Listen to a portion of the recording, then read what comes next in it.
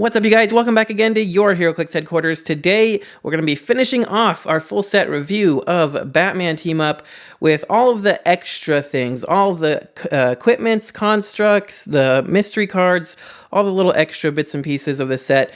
So without further ado, let's dive right into it and just start off right here at number one, object number one, the utility belt.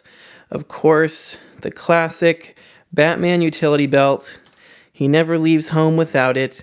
It is one of the most famous equipments in all of comics. So you can see here it does have the keyword Batman Family.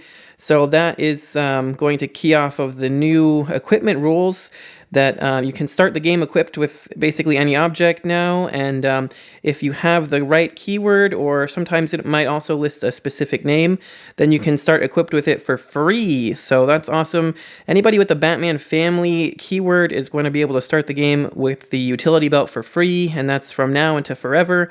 So it's a really awesome change to equipment, and I did a whole video going over all the new rules if you guys want to check that out. But continuing on here, the effect of this says, when equipped, place the utility belt in the circle on the back of this card with the arrow indicator pointing to the image of your choice. And then you have free, roll a d6, turn the utility belt clockwise a number of times equal to the result. If this character has a listed keyword, turn it any number up to the result minimum 1. This character can use the listed effect, if any, until your next turn. And then, of course, it just goes on to list the old equipment, like how to take a power action to equip rules type of thing. So that's not really too important anymore unless something gets dropped in the middle of a game.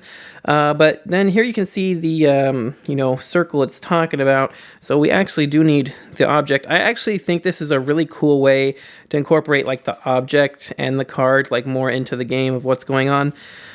So yeah, you have smoke grenades here, which give you smoke cloud, and smoke cloud is free. And then you have the handcuffs that give you incapacitate and plasticity. Then you have the grapnel gun for force blast and leap climb. Then you have the batarangs, which are probably the best option in my opinion. It gives you range combat expert with a minimum range value of 4. Then you have the disguise kit for improved movement characters and shape change. And then lastly, you have the first aid kit for regeneration and support. So all great options there. Well, most of them are great. I would say the worst one is the grapnel gun, which is really sad because, the grapnel gun is such a iconic thing. It could be its own equipment, honestly.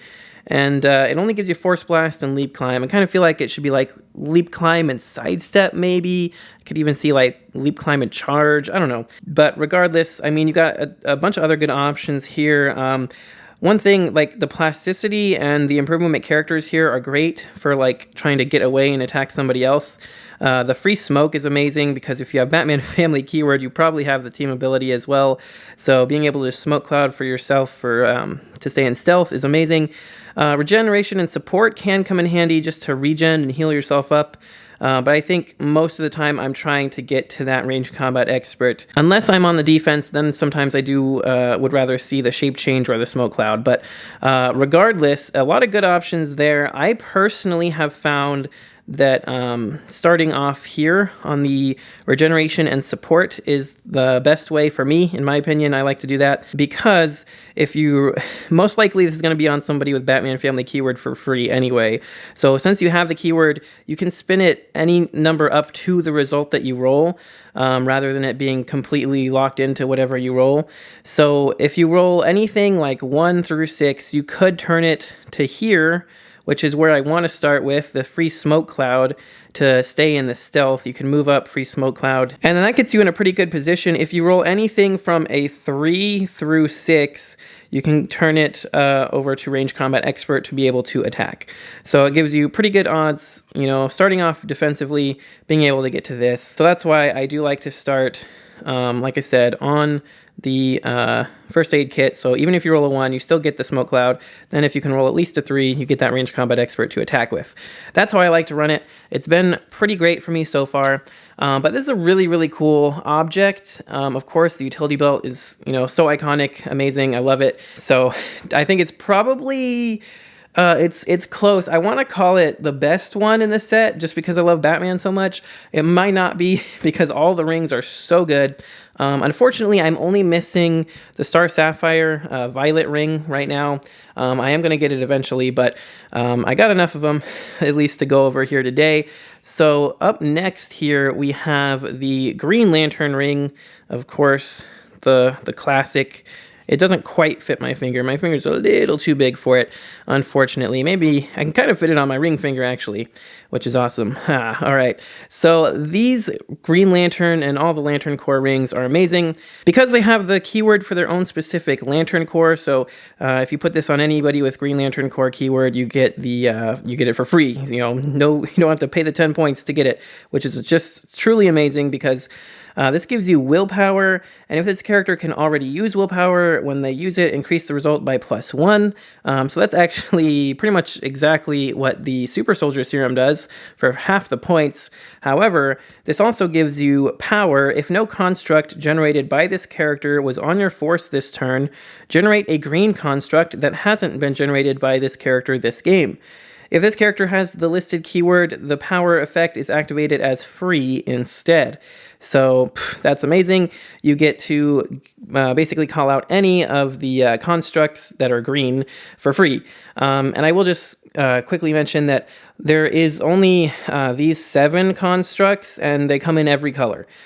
So you get a green of everything, you get a yellow of everything. You do kind of have to go out of your way to collect all the different color constructs to make each ring better, to the best of its capabilities. But if you really just want to run like just the Green Lantern ring, you could just collect all the green ones and not really, worry too much about the other ones. I would say it's mainly just if you want to be a collector, or if you want to play competitively, you might want to try to search for all of them just in case, because they do all have some really great effects. So that's pretty much all the Green Lantern ring does, is it gives you that willpower and potential +1 to the roll if you can already use it, and gives you the free action, if you have the keyword, to generate any of the constructs.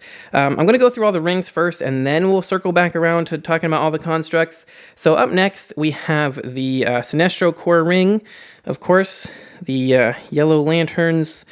So the Sinestro Core keyword, if you have that, you get this for free, and you can also generate the constructs for free. So all the rings are going to have that exact same secondary effect to be able to generate their same color construct as a power action, or for free if you have the keyword. But they all have a different first effect. So for the Sinestro Core rings, you have Perplex, and if this character can already use Perplex, when they use it to negatively modify a combat value, they modify it by -2 instead.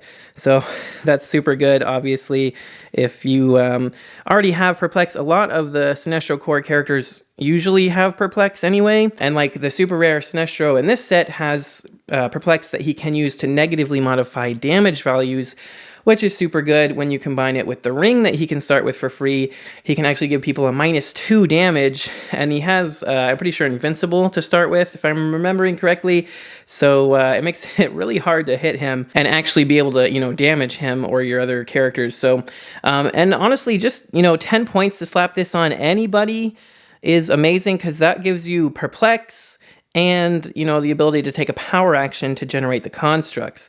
So even if you don't have the keyword, I would say the Sinestro Core ring and probably also the Blue Lantern ring are 2 of the better choices if you don't have the keyword already, to just throw on somebody, because the Perplex is amazing. And then you also have, for the blue ring, it will give you Empower, and if this character can already use Empower, when they use it, they also modify the attacker's attack +1.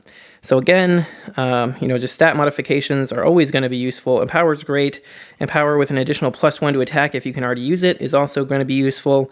And then, you have that same effect to power action to create any blue constructs. So, those are, I think, probably, You know, they listed them 1, 2, 3, 4, 5, 6, 7. That's how I have them. And I would say it's almost equal to how good they actually are. Green Lantern Ring is probably going to be the best one just because of the sheer volume of Green Lanterns that there are. And willpower is always going to be useful for any like tent pole or whatever you want to put it on. Then, you know, the Perplex, putting Perplex on anybody for 10 points is great. Putting Empower on anybody for 10 points is great. If they already can use it, then you get the additional bonuses of -2 or +1 attack when they use it. So those are already my favorites right there. I would say my next favorite one would be red, followed by violet, and then indigo and orange are situationally useful. They're more situational. So we'll talk about orange next here since it is the next one in order. This one simply gives you plasticity, and if this character can already use plasticity, when it hits with a close attack after resolutions, you may unequip a hit character and equip that equipment to this character.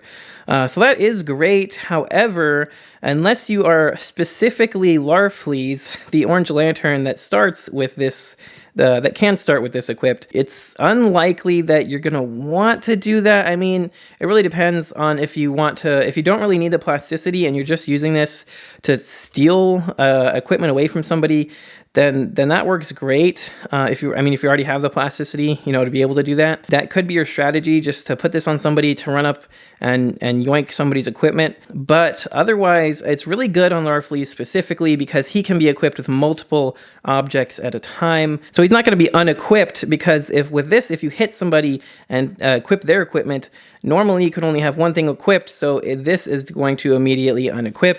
And as you can see, they all have unequipped drop, so you're just going to drop the ring in your square, and then just have whatever equipment that you took from the person to use that effect.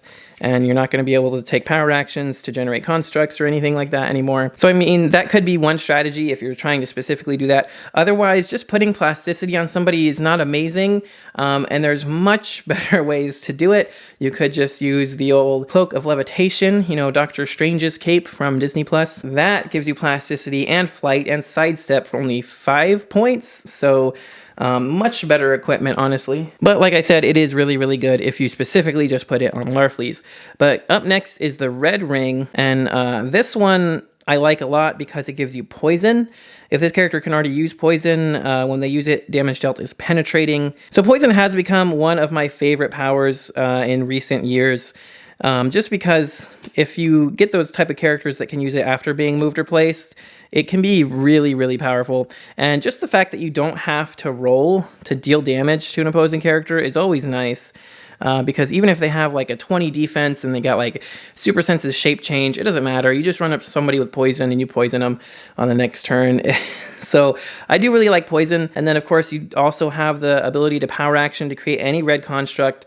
And there's a good amount of good red lanterns, even, you know, just in Modern right now.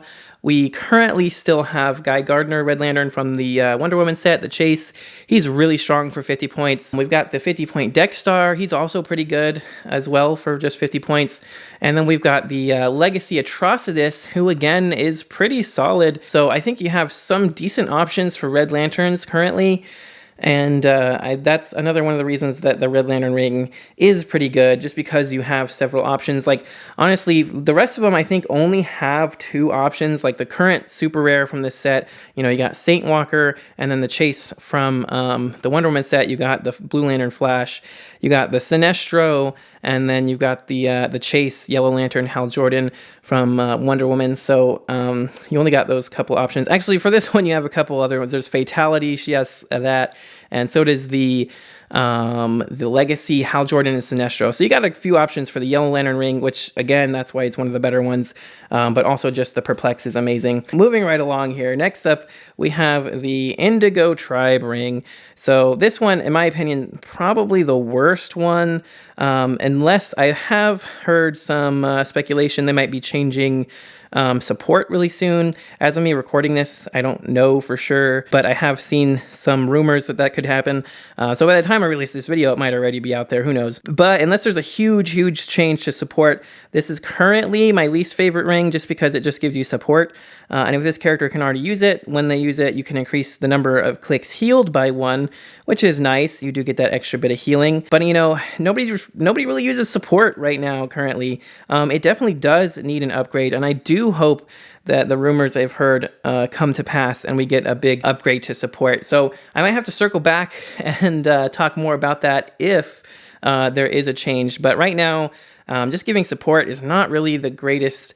And, you know, healing +1 is nice, but nobody really uses support, so there's not really a reason. The last one, like I said, I don't have the Star Sapphire ring, so I will have to just put that one on screen for you. But it gives you Mystics. So, of course, that's a really good team ability to have. That's why it would pretty much be my top 5 for the Lantern rings. But it gives you the Mystics team ability, and if you can already use it, then you get to deal unavoidable damage instead of penetrating, which is great.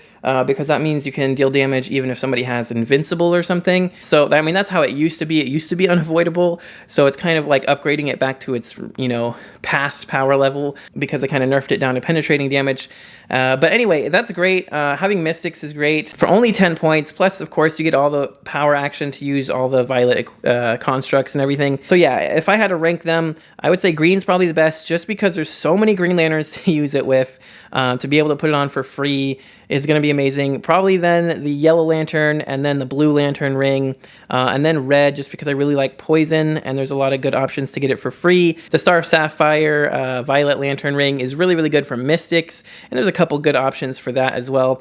And then probably Orange just because Larfleeze is so good. And then I would say that Indigo would be the least good of the rings.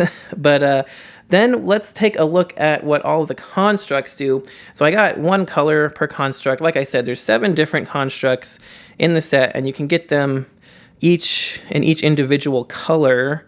So this is the Catcher's Mitt. And so here's a look at what it does. It has Sidestep, 9 attack, 17 defense, 1 damage, and it's got a special defense power that says adjacent friendly characters have energy shield deflection. So that's great, giving your whole team energy shield deflection. Being able to sidestep around to you know, spread that around where you need it to is great. And here's a quick look at the construct rules in case you're unfamiliar with them. So it says, immediately KO this construct if it is not within 6 squares of the character that generated it. Constructs do not block line of fire, do not require opposing characters to break away, and opposing characters don't stop moving when they become adjacent to a construct. Constructs can't be chosen for Mastermind or have their combat values modified by other characters. So that is going to be true for all of these constructs of every color.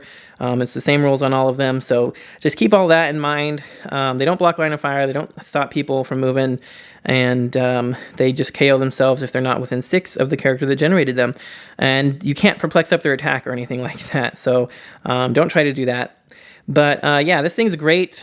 Giving your whole team energy shield deflection is really strong. And again, don't forget that any one of these rings can be able to make that construct. It's actually one of my favorites because just giving your whole team energy shield is so useful, like all the time. But up next we have the Spotlight here. And this one is interesting. This one I did not like originally, but a friend of mine actually came up with a pretty cool idea to just, if you just spam a whole bunch of these things and you have a Yellow Lantern as well, you can get so many negative values on people that they just cannot hit you, basically. And that's because it has this trait that says free, improve targeting hindering, choose an opposing character within 6 squares and line of fire. Chosen character modifies range and attack -1 when making range attacks until your next turn. So it's not as good as, you know, just giving your team energy shield deflection. But if, like I said, if you play a bunch of lanterns and you just spam out a whole bunch of these spotlights, you know, you can -1 attack and range like two or three times on one person for a couple different characters. And then, good luck hitting anything. Good luck having the range to even make an attack in the first place. It could be pretty broken if you do have enough lanterns on like a Herald team or something. And then you also have like the Sinestro ring to -2 somebody's attack or damage or range or movement or whatever. So yeah, I do think the Spotlight in certain circumstances, it definitely has its uses. I forgot to mention it does have Sidestep and Energy Shield with a 15, so it's not super hard to hit, but it is going to at least have a 17 defense from range, and it'll be able to sidestep around to use its thing. But it's still not going to be doing too much. But up next, let's talk about the Fire Hydrant. The Fire Hydrant, I think, is actually going to be another one of those sneakily good pieces that, people aren't going to see coming. So taking a look at its card here, it does have a trait that says free, remove up to 2 hindering or blocking terrain markers within 6 squares in line of fire. And I also want to point out that we just got a new rules update, and we're going to learn more about this soon, but there's going to be a lot of changes to, like terrain and all the like hindering and blocking terrain markers, and there's going to be like elevated terrain markers. There's going to be actually bigger, like 1x2 and 2x2 and 3x2 type of like huge pieces of terrain markers. So we're gonna have to wait and see kind of how they rule this kind of stuff. But I mean, potentially you could, remove up to 2 hindering or blocking terrain markers within 6 squares in line of fire. I mean, in the future, we're going to be getting like huge chunks of terrain markers. You might be able to remove like gigantic chunks of terrain potentially. We'll have to see. But regardless of that, just being able to remove 2 hindering or blocking terrain markers, even just a little 1x1 squares, is amazing. They barrier up. Boom, you just remove 2 of them and then shoot right through. They smoke cloud to stay in stealth. Boom, just knock those out of there and shoot them anyway. So this is actually really nice. It does have a 9 attack, 2 damage. So if you're willing to, and a 6 range, and if you're willing to actually take that shot, it could do some damage. And it has a 17 with invulnerability. So it's a pretty tough construct to be able to have to deal with. But the Fire Hydrant potentially could hit you for 2 damage. The mitt also could potentially punch you for 1 damage. But up next, the most devastating one, talking about being able to deal some damage to you, is the Chainsaw. You just take a look right there. Flurry Blades. Honestly, we don't really even need to look at the card. That's pretty much all it does. It just straight up has Flurry and Blades. But I'll pull it out anyway. So yeah, there you go. It just literally has Flurry Blades with a 10 attack, 1 damage, 16 defense. I mean, what more do you want? If you hit those attacks, it's going to be doing some damage. If you roll some decent Blades rolls, it'll put in work. The Chainsaw is everybody's most wanted construct because you just free generate that next to somebody and then Flurry Blades them. It's amazing. It has a ton of damage potential. Unfortunately, you can't perplex its attack up or anything, but you could prob it still if you got some prob nearby. So just line up a couple probs and you should be good. Up next, we have the Cowboy Boot. This actually, in my opinion, may be potentially an even better attacker than the Chainsaw. And I haven't really heard a lot of people talk about it at all. So I just wanted to, of course, go over that. So taking a look at it here, we got 4 movement, 10 attack, 16 defense, 2 damage with Close Combat Expert. So this one can actually hit you 11 for 3. I just really like the fact that this one could, be bumped up to an 11 attack from that and just hit you for 3 damage. It also has Giant Reach, so it's going to be able to reach pretty far over people as well. I think it's just going to be the most, consistently able to hit you and deal damage with the 11 attack, 3 damage. It also has free knock back an adjacent opposing character 6 squares if it's tiny size, 4 squares if it's standard size, or 2 squares if it's giant size. So you get a free knockback as well. And we also just got confirmation that knockback damage is going to be coming back. So once that comes back with the new rules update in Spider-Man, with all the terrain rules and everything, getting a free knockback is going to be amazing. Trust me. Just knock them back off a cliff, into a wall, something, get that free damage in, and then you could also punch them with an 11, or kick them rather, with an 11 attack, 3 damage. So I think the boot is also just as good, maybe even better as an attack attacker than the chainsaw. Up next, we have the stop sign, and the stop sign is going to be pretty much equally as good, I think, as the mitt, the catcher's mitt, as far as defense goes. So offensively, the chainsaw and the boot are where it's at. Defensively, the catcher's mitt and the stop sign are where it's at. And so taking a look at why that is, it just simply has barrier on its defense. 10 attack, 2 damage also is nice. No range though, but it can smack somebody. You can smack somebody with that sign for sure. But yeah, 17 defense with the barrier is where it's at. You're just free action to generate it, and it just barriers. And then you also have a trait that opposing characters within 2 squares can't use improved movement. That is amazing. So if you barrier in front of yourself, you're going to be able to completely stop anybody from, even if they have, flight, or if they have improved movement destroys blocking or something like that, they're not going to be able to just run up and punch you or fly over the blocking and shoot you or whatever. They will have to just stop. They can't really do anything. If you're parked up on elevation, it's going to be great because they're not going to be able to fly up there. They'll have to take the stairs, basically. They can't leap climb up there or anything like that. So I think it's a really, really strong construct defensively. It really slows your opponent down. Besides just having that barrier to block line of fire, of course, is great. And like I said, 10 attack, 2 damage, easily able to just smack somebody up close. So stop sign is a very powerful construct. And last but not least, we also have the lasso. And looking cool there, but taking a look at what that can do. So this has a 4 range, 6 movement, 10 attack, 16 defense with super senses, and 1 damage.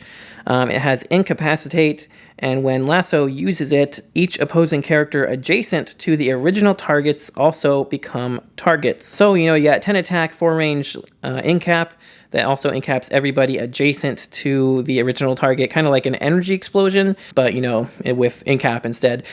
So I would say, unfortunately, the lasso might be the worst of them all, unless you're specifically using it on, like, a team with the super rare unique Wonder Woman from this set that has the mission points to generate, get mission points every time somebody would get an action token when they have to. And, if you're using it on like a team with a lot of Wonder Womans that have the Wonder Woman lasso where they can just like free incap and stuff, I could definitely see just plopping this thing out for free to just incap another group of characters and, just really, really slowing your opponent down. So there is some strategies to that, but overall, most generally, I would say the lasso is the weakest of them all. But, you do still have 10 attack, 1 damage if you want to try to maybe sneak attack another construct. If you're running out of constructs, you can just throw out the lasso and maybe kill their construct or something. Construct warfare, that's a tactic I think that might have to be applied in some cases. Some construct on construct violence. You know what I'm saying? So that's all of the constructs and all of the rings. So like I said, there's a lot of utility with all of these. You have some really good attack options, some really good defense options. I would even say that the spotlight is kind of like the 3rd best defensive option, just to give them that -1 attack and range. And then you also have the hydrant as kind of like the 3rd best offensive option, and it's also got a lot of utility, just with removing the smoke or the barrier or whatever to be able to attack at all.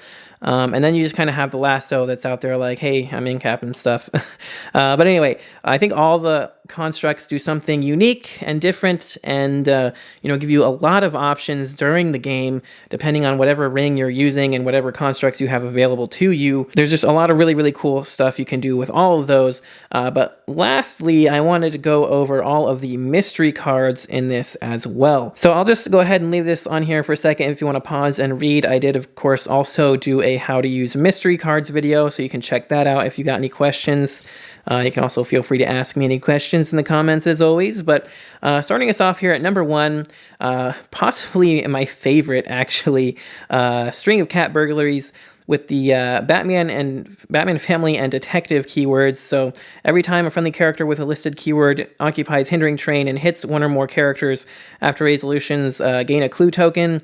And then when you get up to 3, this is all I really care about getting to. Getting to 3 to get the suspect ability here that says when a friendly character attacks one or more equipped opposing characters, modify their attack and damage +1.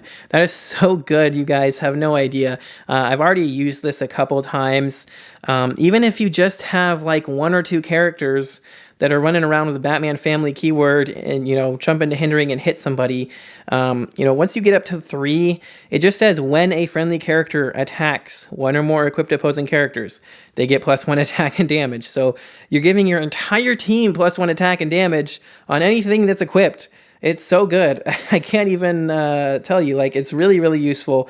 It does just take, a couple turns to set up, but mid-game, it's like huge. It's going to come in handy for you. I can almost guarantee it. So far, this one is my favorite. I have managed to get that effect to come up a few times, and it's definitely helped me out. Then you also have case closed. If you can manage to get up to 9, then you also have friendly characters have power, choose an adjacent equipped opposing character, unequip that character, and this character may immediately equip that equipment. So that's pretty good too, just to steal equipment, but I feel like by the time you get up to 9, the game's pretty much done by then, especially because this one, once you get up to 3, you're going to be doing so much extra damage. The 9 just, I don't think, is going to come into play, but that suspect effect is really, really good. So then up next here, we have the Man Who Laughs. Again, Batman Family Detective. Same thing with the Gotham Knights clue effect, the keyword and hitting a character. When you get up to 3, when a friendly character attacks, opposing characters can't use Mastermind. This one I also like to use a lot just because Mastermind, is really, really annoying to deal with, especially on characters like Legacy Apocalypse, who has power cosmic, can't be outwitted, and has like Mastermind, and he just creates a bunch of little minions, little bystanders, and just masterminds to them. I hate that. That's really annoying to deal with. So this is a great way around that specifically. And any other character with Mastermind. There's a good amount of characters with Mastermind right now, and Mastermind that can't be outwitted in some cases too. So I think this is a pretty solid card. I think it could be worth a sideline option just in case, if you're playing competitively, just in case you're going against the Legacy Apocalypse, this is a great way to help with that. But then you also, again, have the case closed on a 9. When a friendly character would take damage, if it's not from an attack, roll a d6. 4 through 6, they take no damage instead. That's mainly going to come up from like poison, or maybe something like Iron Hammer's effect, where like after he hits, after resolutions, he also deals damage to adjacent characters, stuff like that. There's also some tarot cards that do stuff like that. So it's not going to come up a whole lot, that's for sure. And again, by the time you get to 9, the game's basically over. You're not going to need that protection. You're going to need that protection like way back here sometime when you had 3. So I can't say that I would rely too much on that part of it. But anyway, then next up you have card number 3 here, Which is Which. This one is for Detective and Mystery Inc. keywords. So when a friendly character with a listed keyword uses Perplex to target an opposing character, after resolutions gain 1 clue token. When you get to 3, once per turn, when an opposing character uses Shape Change, you may re-roll the result. That's actually pretty good. And then you have 9. When an opposing character is knocked back after resolutions, that character deal that character 1 penetrating damage. So that could be really strong, but again, by the time you get to 9, the game is close to over, and you're not going to get a whole lot of use out of that. You might get a couple of easy penetrating damage here and there. Although I could see if you're playing this on like an actual Mystery Inc. keyworded team with like all the Chase, Mystery Inc. gang, then you potentially could get up to 9 fairly quickly, and then they do a lot of knocking back, so you could get a lot of free penetrating damage from all that. I think that's pretty much what this was designed with that in mind. So I think specifically if you're playing all of the Mystery Inc. characters, that's kind of what this is for. If you're just using Detective, there's probably better options. And then looking at this next one here, Foul Play in Funland. Again, Detective and Mystery Inc. So again, when they use Perplex to target an opposing character, gain a clue token. So yeah, friendly characters can use Shape Change, but only succeed on a 6. Not bad, honestly. Kind of like giving your whole team Scrolls team ability. And then this one gets case closed on 6 instead of 9. And it says, when a friendly character uses Shape Change and succeeds after resolutions, heal them a click. So that's not bad at all, I could actually see using this on like a detective team because If you have enough perplex, it wouldn't be too hard to get to 6 and get, shape change on a 6 and potentially Heroclix. And it also just says when they use shape change and succeed. So if you just happen to have a lot of shape change on your team, you could use that to get some healing. You don't have to specifically use that on a 6 one. But so that one's okay. But moving on next here, we have Chest of Demons. Again, Detective and Mystery Inc. So again, when they use Perplex, on an opposing character, you get a clue token. This one actually has 3 here. So you have Suspect. Friendly characters can use Plasticity. On a 6, with 6 clue tokens, you get Evidence. Friendly characters have Safeguard, Mystics, and Mind Control. Ooh, I gotta love that. And then you got Case Closed with 9. Friendly characters have Mystics team ability. If they have the Mystery Inc. keyword, when they use it, damage dealt is unavoidable instead. So again, this is a lot better if you have the actual Mystery Inc. gang, the Scooby Gang. But even just getting up to 6, if you have like a detective team with a lot of perplex to perplex your opposing characters, getting that Safeguard, Mystics, and Mind Control could be pretty good. You could put it on the sideline just in case you're dealing with the kind of team that uses a lot of Mind Control. But again, I feel like those kind of teams, you're going to need that protection from Mind Control within the first few turns to really make a difference. And again, with the Mystics as well, you're going to need that right away to really make a difference. So even waiting to get to 6 evidence tokens could take a couple turns. It could be too long. It might not really be hugely impactful by then, but it could be hugely impactful if you manage to move up. Your whole team has Perplex. Maybe you could get 6 tokens in one turn. You never know. So that could be useful, depending on the type of team you run it on. But it's still not my favorite one. Like I said, that first one was just so good. Next up, we have Murder in the City Enduring. Keywords, Detective and Green Lantern Corps. So this is the only one we have that triggers for Green Lantern Corps. And it says, during your turn, when a friendly character with a listed keyword has 1 or more action tokens removed, after resolutions, gain 1 clue token. So I know that was mainly focused on actually rolling willpower or leadership to remove tokens. I think it kind of could also work just for clearing at the end of your turn. I've seen some debate for both. I'm not entirely sure. I think we might have to wait on an official ruling for them to decide if they want to allow that or not, because just clearing all your characters at the end of your turn, you could get a lot of tokens, after a few turns there. But then you've got Suspect. So this one, you don't even get a 3 effect. You just get 6. You have to get to 6 first. And then friendly characters have Safeguard, Opposing Perplex, and Opposing Probability Control. So, that's pretty good. If it had Opposing Outwit too, that would be amazing. But you got to get to 9 before you get something like that, because then it says, when this effect first becomes active, choose a friendly character with a listed keyword. This game, the chosen character modifies its combat values +1 and has Cosmic Energy team ability. Oof, so that's really good if you can manage to get to it. I almost feel like clearing should count, just because you're going to have to get a lot of willpower and leadership rolls during a game to get that to go off. I've had some games where I have a ton of leadership and willpower and I just roll it all and I don't get any of them. And then I have some games where I'm hitting every single one. So I'm removing like 3 or 4 tokens every turn. So, leadership and willpower are so fickle that way. Sometimes they work for you, sometimes they don't. I feel like it could be really hard to get to 9, but like I said, if it counts for just clearing tokens at the end of your turn, I think you could probably get this easily after like 2 or 3 turns in most cases. So if possible, if that is possible, you could, I would say this is a really good one, because getting all that +1 stats and cosmic energies, as well as Safeguard from Opposing Perplex and Prob, is really, really solid. So it'd be a really, really strong card if you can actually pull that off. Next up, we have Stakeout. So this one is for Mystery Inc. or Teen Titans, or also Detective. They're all for Detective, but this one gives you Mystery Inc. and Teen Titans as well. So clue effect, Let's Go. When a friendly character with a listed keyword hits 1 or more opposing characters after resolutions, gain a clue token. Suspect of 3 clue tokens. Friendly characters can use Stealth and can't be knocked back if they occupy hindering terrain. That's pretty nice. And then at the beginning of your turn, choose a friendly character occupying hindering terrain. This turn, the chosen character can use support and regeneration. So, I mean, this one's okay. This one's maybe my least favorite, honestly. I mean, being able to get stealth once you get to 3 tokens is really good. That's the best part of this one. So just giving your whole team stealth is great. However, there's a lot of people with Detective, Mystery Inc., and Teen Titans that already have stealth.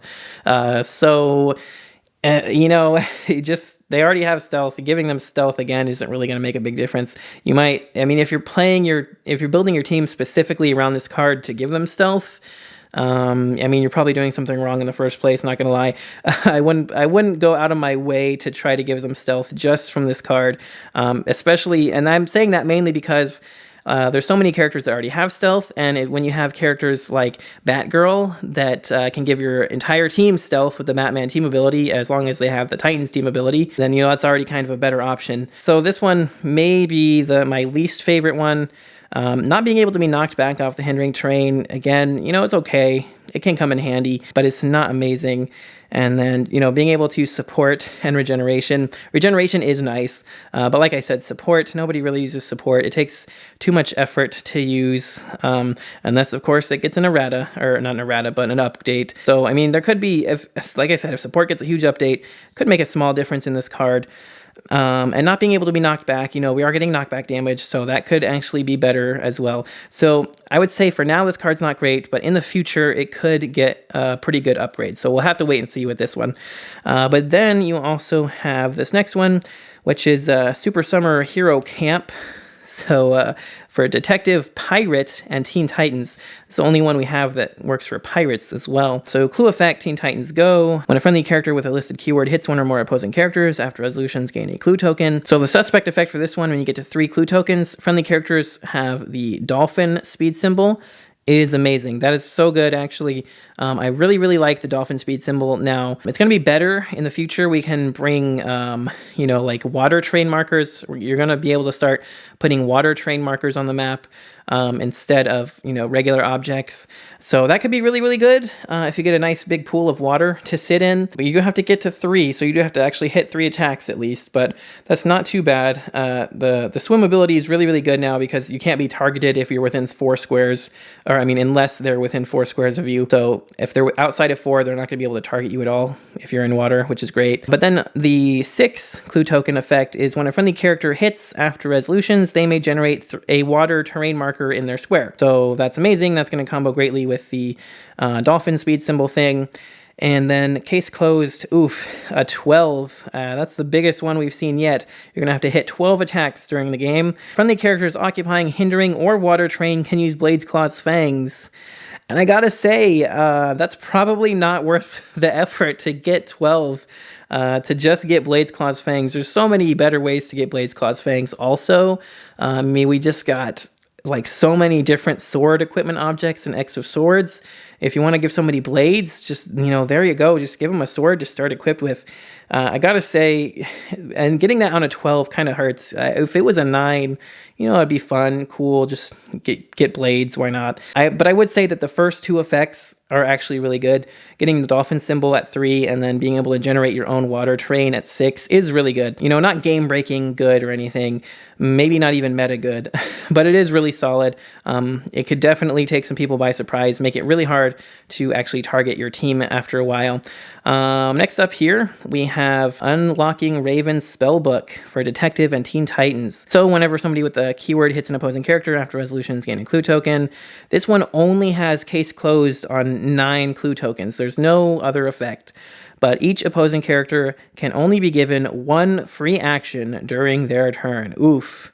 I gotta say, that one is pretty good. I wish it had another middle effect there that gave you a little something once you got to 3 or even 6 clue tokens. But that 9 is so strong. Being able to they can only be given 1 free action. So yeah, this is a really good effect. I mean, if your opponent happens to have a lot of sidestep, perplex, and outwit, or a lot of lanterns that can take free actions to generate constructs, it could really hurt a Sinestro core team because they use a lot of perplex and the lanterns and everything. I don't know. I mean, I feel like it's kind of dependent on who you're going against and their team and what their team is actually capable of doing, how many free actions each character could do. But, there's a lot of those sneaky little free actions, like the free action to, copy a team ability. Charge and running shot also have a free action to make the attack, but they also just can make a normal attack. So unless they're trying to take the free range action to use pulse wave or something, it's not actually going to really affect much. If they could still just make a regular attack. So I mean, I don't know. It's really dependent, like I said, on what your opponent has, but it could be really, really strong. Because if they're like, okay, sidestep and then running shot, and then I'm going to pulse wave, you could be like, no, you can't do that. Or you could be like, okay, perplex, and then I'm going to sidestep over here, or I'm going to sidestep over here and try to outwit you. No, you can't do that. So you got to really pay attention to what they're doing with the free actions with this one. But it could be really, really strong, honestly. It's just, only being on a 9 it takes a minute to get to.